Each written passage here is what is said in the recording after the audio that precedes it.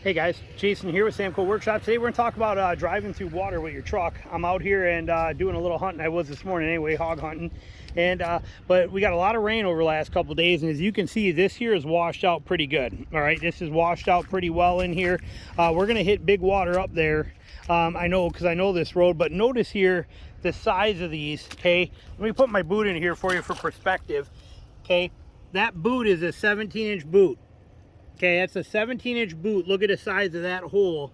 17 inches right there, okay? That's pretty huge, and it's all like that. But you can see, look at how washed out and bad this is. And again, this is, you know, this is well over a foot high. Look at how this had washed into here.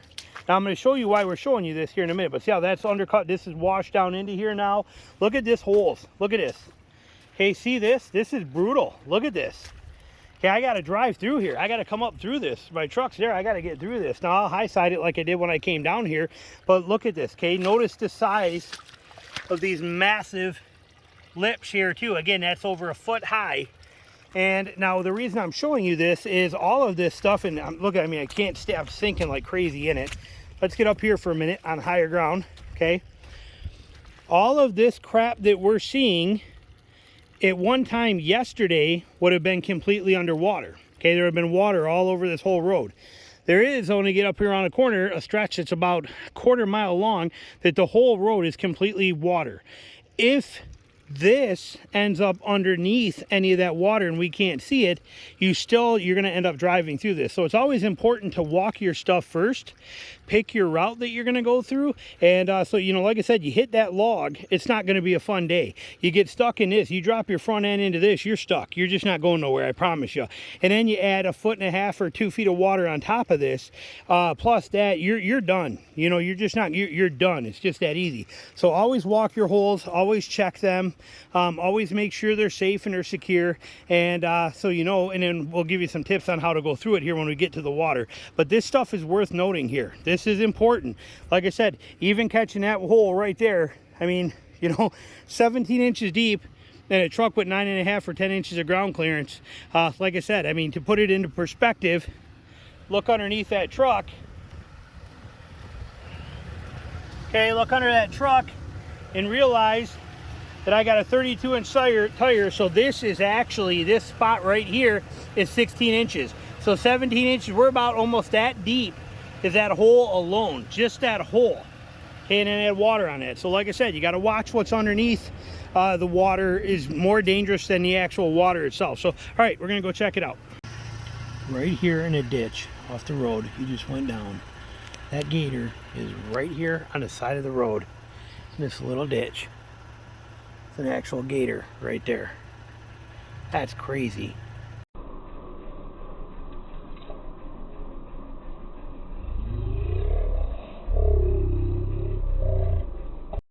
All right, now we're getting close to that water. It's not too far up there, but see how the whole road is completely washed out? I mean, we're driving into washed out. You can see the lip where the road should have been, you know, 8 inches higher.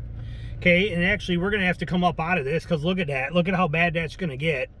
We're gonna rock right up where what do I want to do here? I'm gonna put my wheel right up on that. No, I don't want to go over there because I'm gonna sink in. We're sinking in already. Hold on, see if we can get out of this here. There we go. We're dropping into holes. We're gonna go up on the high side of this is what we're gonna do. So we're gonna try and break up high.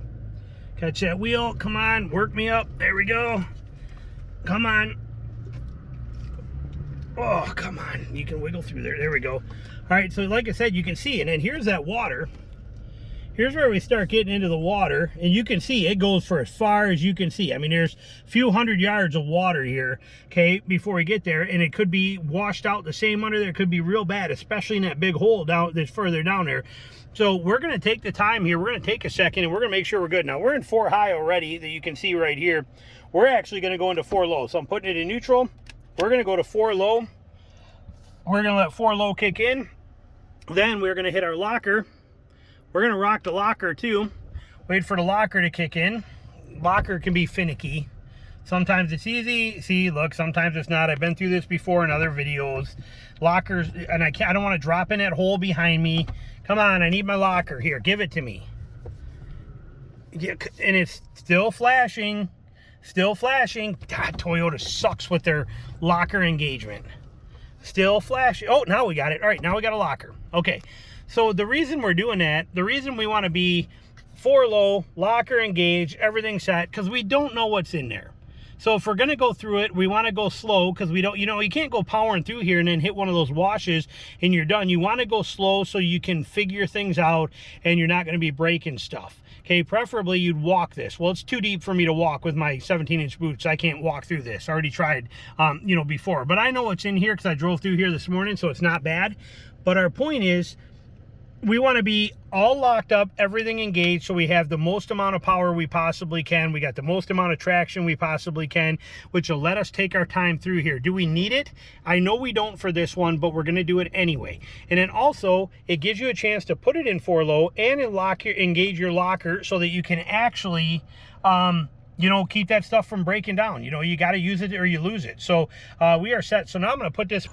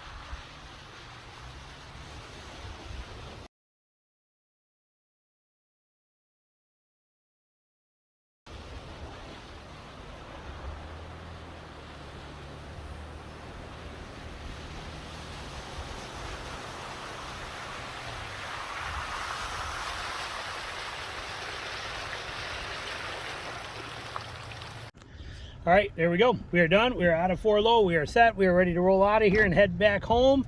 But point being here, when you're doing those water crossings, if you can walk them. Make sure there's no washes, no trouble spots in them. If there is, you know, stay over there. You notice on that one, I had to stay to the left and hug that bank one time. It was deep right there. Over on the right side, I know that it drops off right there, so I didn't want to go over there. I wanted to stay to the right. You know that stuff by either walking it or knowing what's going on under there. But take your time with those water crossings. Don't hit them fast. You want enough momentum to get you through, keep you going forward, but not where you're going to be in trouble, where if you drop in a major hole, it's going to break stuff or things like that. So you want to be able to drop into a hole, and if you have to, back out of it if you can. So little tip for you when you're dealing with water. Like I said, it's not my favorite thing to do. It was when I was younger. I loved playing in the mud holes and the water holes, but I realized that mud ruins everything, and mud will break and destroy everything you have on your truck. Fortunately, that wasn't mud. That was just water, so that's not too bad. And I did a diff relocate on my diff breather relocate, which I did a video on my other channel. Maybe I can put it on here for you, but on mine, the breather for the differential on here, that pipe that you might see sticking out, you can't see it, and I'm not crawling under there. But anyway, the breather for my differential comes up and is rerouted to right here. It sits behind my tail light, right on the back part of that right here. So this is where, and it's a hose connected to it. So I can go through some pretty deep water without having to worry about my getting any water in my differentials, because the actual differential breather is all the way up here. So little stuff that you can do, little tips and things like that for you. But water crossings, just take them easy. Be slow, control them. That one wasn't too bad. I'll bet that was probably 20 inches deep, maybe 21, 22 inches deep. So definitely very easy to do for this truck. Had there been some of those major washes in there though and dropped it down another foot, we'd be in real trouble, and we'd be locked up in there, and we'd be breaking stuff. So always walk them first. Thanks for watching.